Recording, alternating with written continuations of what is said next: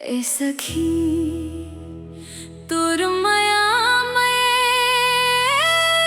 दिल दीवाना हो गे रे।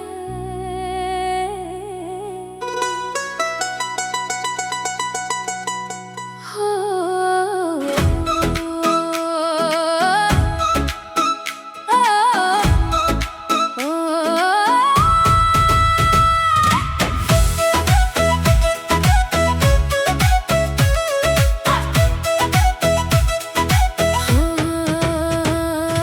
पहली दफा जब तोला देखे दिल मोर धड़क गे। तोर झुमका के चमक देख के रात भर नींद उड़ गे। गोरी तोर मुस्कान मन